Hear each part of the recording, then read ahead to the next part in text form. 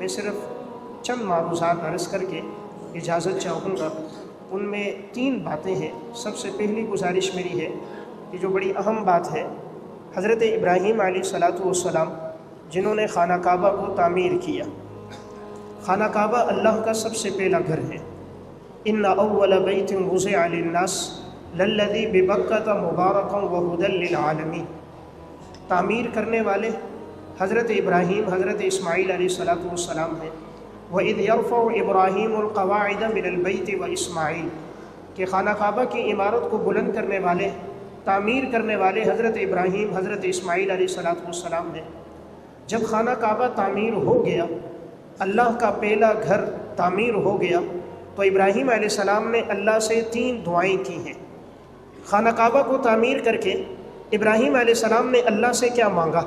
دولت مانگی، پیسہ مانگا، عہدہ اور جائیداد مانگی، منصب مانگا؟ نہیں، ابراہیم خلیل اللہ نے اللہ سے کیا مانگا؟ یہ تینوں بڑی اہم باتیں ہیں۔ سب سے پہلی دعا حضرت ابراہیم علیہ السلام نے کی، ربنا تقبل منا انک انت السمیع العلیم۔ یا اللہ، یہ جو تو نے توفیق عطا فرمائی کہ ہم نے تیرے گھر کو تعمیر کیا، مولا کریم اب اس عمل کو اپنی بارگاہ میں قبول بھی فرما دے۔ یقیناً تو دعاؤں کا سننے والا اور ہمارے دل کے ارادوں کا جاننے والا ہے۔ دیکھیں، ابراہیم علیہ السلام نے یہ نہیں کہا یا اللہ میں نے بہت بڑا کام کیا، حالانکہ حقیقت میں بہت بڑا کام تھا، خانہ کعبہ کو تعمیر کیا، لیکن کوئی کام بڑا تب ہوگا جب اللہ کی بارگاہ میں قبول ہو جائے۔ اگر کوئی کام اللہ کی بارگاہ میں قبول نہیں ہوتا تو وہ بڑے سے بڑا کام بھی حقیر ہو جاتا ہے، اور چھوٹے سے چھوٹا کام ہو لیکن رب کی بارگاہ میں قبول ہو جائے تو بسا اوقات وہی نجات کا ذریعہ بن جاتا ہے۔ صحیح بخاری کی روایت ہے، ایک فاحشہ عورت نے کتے کو پانی پلایا، اللہ کے ہاں عمل قبول ہوا، نجات ہو گئی۔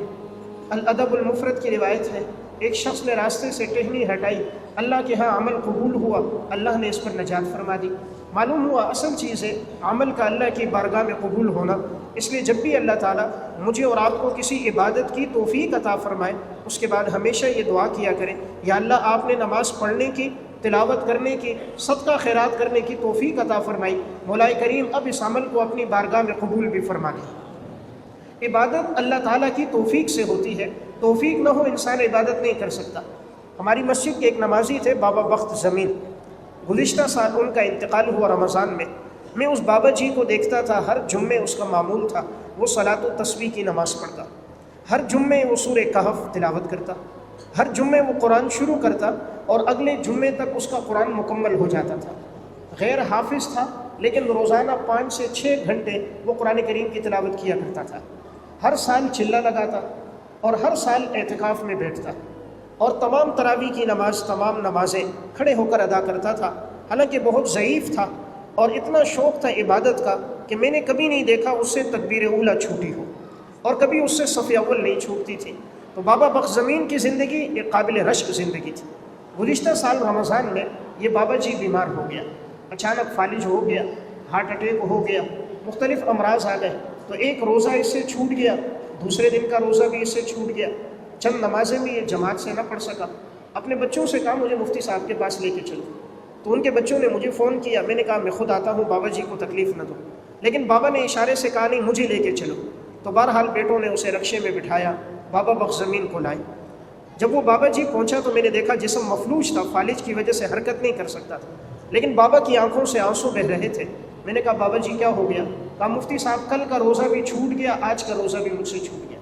میں نے تسلی دی بابا اگر روزہ رہ گیا، آپ بیمار ہو، اس کا فدیہ دے دیں گے، اللہ کے ہاں کوئی اس پر کوئی پکڑ نہیں ہے، کوئی گرفت نہیں ہے، بیماری اللہ کی طرف سے، آپ پریشان نہ ہو۔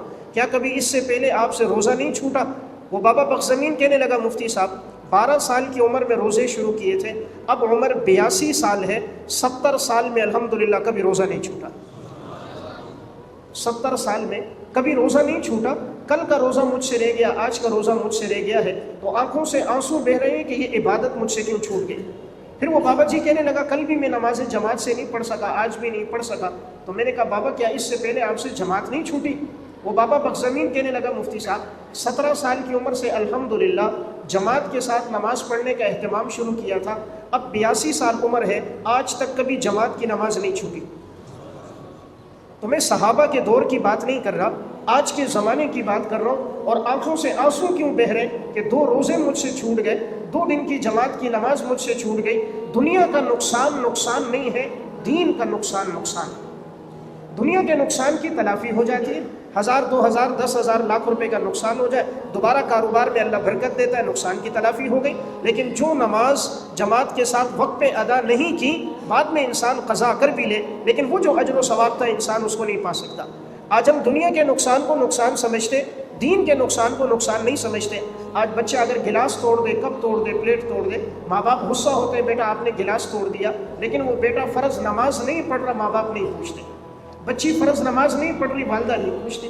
آج اگر کھانے میں مرچ مسالہ تیز ہو جائے، میاں بیوی آپس میں الجھ جاتے ہیں، کپڑے استری نہ ہو وقت پہ، گھر میں تکرار ہو جاتا ہے، مہمان آئے خدمت نہ ہو، آپس میں جھگڑا ہو جاتا ہے۔ لیکن رفیق حیات نماز نہ پڑھے، شوہر اس کو نہیں کہتا کہ آپ نماز کیوں نہیں پڑھ رہی۔ معلوم یہ ہوا کہ ہماری نظر میں دین کے نقصان کا نقصان نہیں ہے، ہماری نظر میں حقیقت میں دنیا کا نقصان نقصان ہے۔ تو میں نے پہلی بات عرض کی ابراہیم علیہ السلام کی پہلی دعا، تو وہ میں بات بابا بخزمین کی عرض کر رہا تھا، میں تسلی دینے لگا تو بابا جی نے کہا نہیں مفتی صاحب مجھ سے نمازیں رہ گئی، روزہ رہ گیا۔ میں نے کہا اللہ آپ کو صحت دے گا۔ کہا نہیں اگر میرا انتقال ہو گیا، لگتا ہے کہ شاید زندگی کا آخری وقت ہے، نماز جنازہ آپ میری پڑھانا۔ اگلے دن خبر آئی بابا بخزمین کا انتقال ہو گیا۔ تو واقعہ سنانے کا مقصد عبادت اللہ کی توفیق سے ہے، اس لیے ہمیشہ انسان اللہ سے توفیق مانگے، یا اللہ عبادت کرنے کی، اعمال کرنے کی توفیق بھی عطا فرما اور اس کو اپنی بارگاہ میں قبول بھی فرما۔ دوسری دعا ابراہیم علیہ السلام نے کیا کی؟ خانہ کعبہ تعمیر کر کے ربنا وجعلنا مسلمین لک ومن ذریتنا امۃ مسلمۃ لک وارنا مناسکنا وتب علینا انک انت التواب الرحیم۔ یا اللہ مجھے بھی اپنا فرما بردار بنا، میرے بیٹے اسماعیل کو بھی اپنا فرما بردار بنا، یا اللہ ہماری اولادوں کو بھی اپنا فرما بردار بنا، یا اللہ ہمیں عبادت کرنے کے طریقے بھی سکھا، جب کمی کوتاہی ہو جائے توبہ کرنے کی توفیق عطا فرما، یقیناً تو توبہ کو قبول کرنے والا اور نہایت رحم کرنے والا۔ تو کیا دعا ہے؟ یا اللہ مجھے بھی اپنا فرما بردار بنا، میری اولاد کو بھی اپنا فرما بردار بنا۔ دیکھیں ابراہیم علیہ السلام کی اولاد میں تو ویسے پیغمبر ہے، بیٹا اسماعیل علیہ السلام پیغمبر، صاحبزادہ حضرت اسحاق علیہ السلام پیغمبر، آگے جا کر یعقوب علیہ السلام پیغمبر، یعقوب علیہ السلام کا بیٹا حضرت یوسف علیہ السلام پیغمبر۔ انبیاء سے بڑھ کر معصوم اطاعت گزار تو کوئی نہیں ہے، لیکن پھر بھی کیا دعا ہے؟ یا اللہ مجھے اور میری اولاد کو اپنا فرما بردار بنا۔ اس لیے ہمیشہ مجھے اور آپ کو بھی دعا کرنی چاہیے اللہ ہماری اولادوں کو دیندار بنائے۔ دیکھیں ابراہیم علیہ السلام کی ایک دعا جو سورہ ابراہیم میں ہے وہ ہے رب اجعلنی مقیم الصلاۃ ومن ذریتی ربنا وتقبل دعا۔ یا اللہ مجھ ابراہیم کو بھی نماز قائم کرنے والا بنا، میری اولاد کو بھی نماز قائم کرنے والا بنا۔ یا اللہ ہماری دعاؤں کو اپنی بارگاہ میں قبول فرما۔ حالانکہ پیغمبر سے بڑھ کر نمازی کوئی نہیں ہوتا، پیغمبر سے بڑھ کر نمازی کوئی نہیں ہے، پھر پیغمبر کی اولاد بھی پیغمبر ہے، ان سے بڑھ کر کون نمازی ہوگا؟ لیکن پھر بھی کیا دعا ہے؟ یا اللہ مجھے بھی نماز قائم کرنے والا بنا، میری اولاد کو بھی نماز قائم کرنے والا بنا۔ کاش ہم میں سے ہر ایک مسلمان ہمیشہ اللہ سے یہ دعا کرے یا اللہ میری اولادوں کو نمازی بنا۔ آج ساتھی یہ تو کہتے ہیں حضرت وظیفہ بتائیں، بیٹے کو دبئی کا، امریکہ کا، سوئٹزرلینڈ کا ویزا مل جائے، وہاں کی نیشنلٹی مل جائے، یہ تو دعا کے لیے آتے ہیں حضرت سرکاری نوکری لگ جائے، بیٹے کے لیے دعا کرو۔ کاش کوئی یہ بھی کہتا ہے حضرت دعا کرو اللہ ہمارے بیٹے کو نمازی بنا دے۔ جب بچہ نمازی ہوگا گناہوں سے بچے گا، ان الصلاۃ تنہی عن الفحشاء والمنکر، نماز بے حیائی سے، برائی سے روکتی ہے۔ جب بچہ دیندار ہوگا ماں باپ کا فرما بردار ہوگا، جب زندگی میں دین ہی نہیں ہوگا تو اللہ کی اطاعت بھی نہیں ہوگی۔ تیسری دعا حضرت ابراہیم علیہ السلام نے کی ربنا وابعث فیہم رسولا منہم یتلو علیہم آیاتک ویعلمہم الکتاب والحکمۃ ویزکیہم۔ یا اللہ وہ جو پیغمبر آخر الزمان آپ مبعوث فرمائیں گے اس کو میری اولاد میں مبعوث فرمانا۔ اللہ نے وہ دعا بھی قبول کی۔ رسول اللہ صلی اللہ علیہ وسلم کی بعثت حضرت ابراہیم علیہ السلام کے صاحبزادے حضرت اسماعیل علیہ السلام کی اولاد میں ہوئی ہے کہ رسول اللہ صلی اللہ علیہ وسلم ان کی اولاد میں آئے۔ تو یہ 3 دعائیں ابراہیم علیہ السلام نے خانہ کعبہ کو تعمیر کر کے اللہ سے مانگی ہیں، تو ہمیں بھی یہ دعا کرنی چاہیے اللہ عبادت کی بھی توفیق دے اور اسے قبول بھی فرمائے، اور اللہ ہماری اولادوں کو نمازی اور دیندار بنائے۔ دوسری گزارش، ایک واقعہ ہے جس میں پوری زندگی گزارنے کا طریقہ ہے، اور یہ واقعہ ایک ایسے انسان کا ہے جس نے اپنی زندگی کے 33 سال لگا کر ان 8 باتوں کو سیکھا۔ یہ واقعہ امام غزالی رحمۃ اللہ علیہ متوفہ 505 ہجری کی کتاب ہے احیاء علوم الدین، امام غزالی نے اس واقعے کو ذکر کیا ہے۔ حضرت شقیق بلخی رحمۃ اللہ علیہ بڑے اللہ والے بزرگ ہیں، ان کے شاگرد تھے حضرت حاتم اصم رحمۃ اللہ علیہ، اپنے استاذ کے ساتھ انہوں نے 33 سال کا عرصہ گزارا. تو 33 سال ایک بہت طویل عرصہ. تو ایک دفعہ استاد نے پوچھا بیٹا آپ نے میرے ساتھ کتنا عرصہ گزارا؟ فرمایا حضرت 33 سال گزارے. کہا آپ نے 33 سال میں مجھ سے کیا سیکھا؟ حضرت حاتم اصم رحمۃ اللہ علیہ نے کہا حضرت میں نے 8 باتیں سیکھی.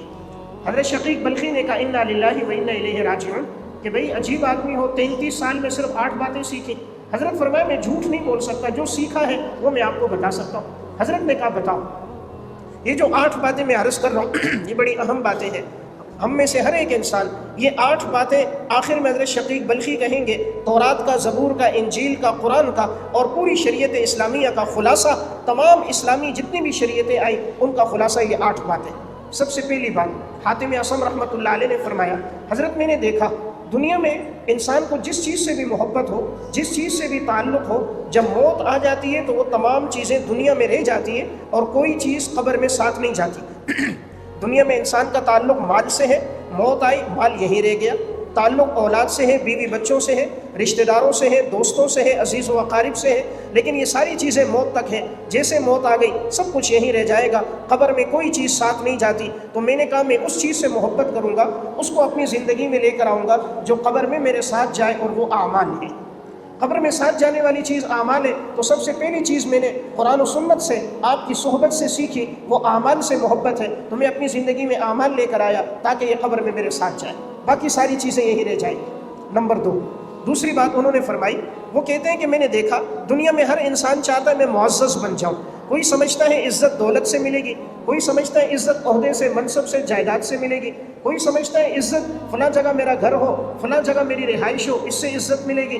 تو میں نے اللہ کا قرآن پڑھا، یا اللہ انسان معزز کب ہوتا ہے، کس چیز سے بندے کو عزت ملتی ہے؟ اللہ نے قرآن میں فرمایا ان اکرمکم عند اللہ اتقاکم، تم میں جو سب سے زیادہ متقی ہوگا، گناہوں سے بچنے والا ہوگا، وہ اللہ کے ہاں سب سے زیادہ معزز ہوگا. تو میں سمجھ گیا عزت دولت پیسے عہدے سے نہیں ملتی، عزت اللہ کے ہاں تقوی سے ملتی ہے. تو میں نے تقوی کو اپنی زندگی میں لایا. فرمایا اور کیا سیکھا؟ فرمایا تیسری چیز میں نے یہ سیکھی، میں نے دیکھا دنیا میں ہر انسان کو کسی نہ کسی چیز پہ بھروسہ ہے، اور وہ کہتا ہے مشکل میں وہ مجھے کام آئے گا. کسی کو بھروسہ ہے، وہ کہتا ہے جی میرا تعلق فلاں ڈی ایس پی سے ہے، فلاں ڈی آئی جی سے ہے، فلاں گورنر سے ہے، فلاں ایم این اے سے، فلاں این پی اے سے ہے، وہ مشکل میں کام آئے گا، میرا ساتھ دے گا. میں نے اللہ کا قرآن پڑھا کہ انسان کا بھروسہ کس پہ ہونا چاہیے. اللہ نے فرمایا وَمَن يَتَوَكَّلْ عَلَى اللَّهِ فَهُوَ حَسْبُهُ، جس کا بھروسہ اللہ پہ ہوگا تو اللہ اس کے لیے کافی ہے. تو میں نے ہمیشہ توکل اور بھروسہ صرف اللہ پہ کیا ہے، اللہ کے علاوہ کسی پر میں نے بھروسہ نہیں کیا. فرمایا الحمدللہ 3 باتیں ہوئی. اور کیا سیکھا؟ حضرت حاتم اصم نے چوتھی بات فرمائی، فرمایا دنیا میں ہر انسان کا کوئی نہ کوئی دشمن ہے. کسی نے دشمنی اپنے بھائی سے بنائی ہوئی ہے، کسی کی دشمنی بہن سے ہے، کسی کی چچا زاد سے ہے، کسی کے رشتہ داروں سے ہے، کوئی اس کے ساتھ پارٹنر ہے کاروبار میں، کوئی اس کو اپنا دشمن سمجھتا ہے. تو دنیا میں ہر ایک کا کوئی نہ کوئی دشمن ہے. کسی کے سیاسی حریف ہے، وہ ان کو اپنا دشمن سمجھ رہا ہے. تو میں نے اللہ کا قرآن پڑھا، یا اللہ دشمن کون ہے، کون دشمن ہے جس سے ہمیں دشمنی رکھنی چاہیے؟ اللہ نے قرآن میں فرمایا ان الشیطان لکم عدو فاتخذوہ عدوا، اے انسان یقیناً تیرا دشمن شیطان ہے، تو شیطان کو اپنا دشمن سمجھ. اللہ نے بتایا دشمن بھائی نہیں، چچا زاد نہیں، مسلمان نہیں، دشمن تیرا شیطان ہے. باقی لوگ نقصان کریں گے مال کا، یہ نقصان کرے گا ایمان کا. باقی لوگ نقصان کریں گے دنیا کا، یہ نقصان کرے گا آخرت کا. باقیوں سے آدمی جھگڑ سکتا ہے، اس سے جھگڑ نہیں سکتا. باقی دشمن نظر آتے، یہ نظر نہیں آتا. اس کے ساتھ اس کا بہت بڑا قبیلہ اور جماعت ہے، اور یہ اس وقت تک نہیں چھوڑتا جب تک آدمی دنیا سے چلا نہ جائے. باقی تو پھر بھی بیمار ہو جائے چھوڑ دیتے ہیں کہ یار وہ بیمار ہو گیا، چارپائی پہ لگ گیا. یہ جب تک ایمان انسان سے نہ لے انسان کو نہیں چھوڑتا. انہوں نے کہا اور کیا سیکھا؟ انہوں نے فرمایا میں نے 5ویں بات سیکھی کہ دنیا میں نے دیکھا لوگ ایک دوسرے پہ حسد کرتے ہیں. کوئی حسد کرتا ہے اللہ نے کسی کو حسن دیا اس پر حسد کر رہا ہے، کوئی کسی کی دولت پر، کوئی عہدے پر، کوئی منصب پر، کسی کو اللہ نے علم دیا، کسی کو اللہ نے عزت دی. تو دنیا میں ہر ایک دوسرے پہ حسد کرتا نظر آتا ہے. میں نے اللہ کا قرآن پڑھا، اللہ فرماتا ہے نحن قسمنا بینہم معیشتہم فی الحیات الدنیا، ہم نے دنیا کی زندگی میں یہ سب تقسیم کی ہے تو میں اللہ کی تقسیم پہ راضی ہو گیا. یا اللہ تو نے جس کو دولت دی میں اس پہ راضی ہوں، اس میں کوئی حکمت ہے. تو نے جس کو حسن دیا یا اللہ اس میں کوئی حکمت ہے. تو نے کسی کو مال دیا، کسی کو عہدہ دیا، کسی کو علم دیا، یا اللہ اس میں تیری حکمت ہوگی. تیرے خزانے میں کمی کوئی نہیں. مولا کریم تو اسے دے سکتا ہے، مجھے بھی عطا فرما دے. یا اللہ تو اسے دولت مال پیسہ حسن دے سکتا ہے. وَلِلَّهِ خَزَائِنُ السَّمَاوَاتِ وَالْأَرْضِ وَلَكِنَّ الْمُنَافِقِينَ لَا يَفْقَهُونَ، تیرے پاس خزانے تو مجھے بھی عطا فرما دے. اس لیے میں نے دنیا میں کسی سے حسد نہیں کیا. فرمایا اور کیا سیکھا؟ حاتم اسم نے فرمایا حضرت میں نے ایک بات یہ سیکھی، میں نے دیکھا دنیا میں جو بھی گناہ ہوتا نظر آتا ہے اس کے پیچھے دو باتیں، نمبر 1 خواہشات، نمبر 2 خوف خدا کا نہ ہونا۔ اور اللہ نے قرآن میں یہی فرمایا جو ان دو چیزوں سے بچے گا یقیناً اس کا ٹھکانہ جنت ہوگا۔ وَأَمَّا مَنْ خَافَ مَقَامَ رَبِّهِ وَنَهَى النَّفْسَ عَنِ الْهَوَىٰ فَإِنَّ الْجَنَّةَ هِيَ الْمَأْوَىٰ، جس شخص نے اپنے آپ کو خواہشات سے بچایا اور جس کے دل میں خوف خدا ہو یقیناً اس کا ٹھکانہ جنت ہوگا۔ تو میں نے اپنے آپ کو ان دونوں چیزوں سے بچایا، خواہشات سے بھی اپنے آپ کو بچایا، نمبر 2 بے خوفی کبھی اپنے اندر آنے نہیں دی، ہمیشہ میرے دل میں اللہ کا ڈر، اللہ کا خوف ہوتا ہے۔ آج دیکھیں دنیا میں جو گناہ ہوتا نظر آتا ہے اس کے پیچھے یہی دو باتیں ہیں، اللہ کے خوف کی کمی ہے، ورنہ بچہ اپنے والد کے سامنے، مرید اپنے شیخ کے سامنے کوئی غلط حرکت اس لیے نہیں کرتا کہ میرا والد، میرا استاذ، میرا شیخ مجھے دیکھ رہا ہے۔ اگر یہ کیفیت ہو کہ میرا اللہ مجھے دیکھ رہا ہے، انسان کبھی اللہ کی نافرمانی نہیں کرے گا۔ نمبر 2 گناہ ہوتا ہے خواہش کی وجہ سے، اور خواہشات بادشاہ کی بھی پوری نہیں ہوتی اور ضرورتیں اللہ فقیر کی بھی پوری کر دیتا ہے۔ اور جہنم کو جو ڈھانپا گیا ہے وہ خواہشات کے ساتھ، جنت کو ڈھانپا گیا مشقت والے اعمال کے ساتھ۔ نبی اکرم صلی اللہ علیہ وسلم نے فرمایا حجبت النار بالشہوات وحجبت الجنت بالمکارہ، جہنم کو ڈھانپا گیا خواہشات کے ساتھ، جنت کو مشقت والے اعمال کے ساتھ۔ جہنم جانے کے لیے محنت کرنے کی ضرورت نہیں، جنت جانے کے لیے محنت کرنے کی ضرورت ہے۔ سردی کا موسم ہے، لحاف سے نکلنا، ٹھنڈے پانی سے وضو کرنا، مسجد کی طرف آنا، نیند کو چھوڑ دینا، نماز کے بعد تلاوت کرنا، اشراق تک مسجد میں بیٹھنا، یہ نفس میں بڑا گراں ہے لیکن اللہ کے ہاں بڑا مقبول ہے۔ اس لیے تھوڑی سی مشقت کی خاطر انسان نیک عمل کو نہ چھوڑے، مشقت ختم ہو جاتی ہے اور نیک عمل نامہ اعمال میں باقی رہتا ہے۔ اور تھوڑی سی لذت کی خاطر انسان گناہ نہ کرے، لذت ختم ہو جاتی ہے اور وہ گناہ نامہ اعمال میں باقی رہتا ہے۔ اس لیے میں ایک بات عرض کر رہا تھا، حاتم اسم نے کہا ایک چیز جو میں نے سیکھی کہ دنیا میں جو گناہ ہے وہ ان دو چیزوں سے ہے، میں نے ان دو سے اپنے آپ کو بچایا۔ اس نے کہا تم نے اور کیا سیکھا؟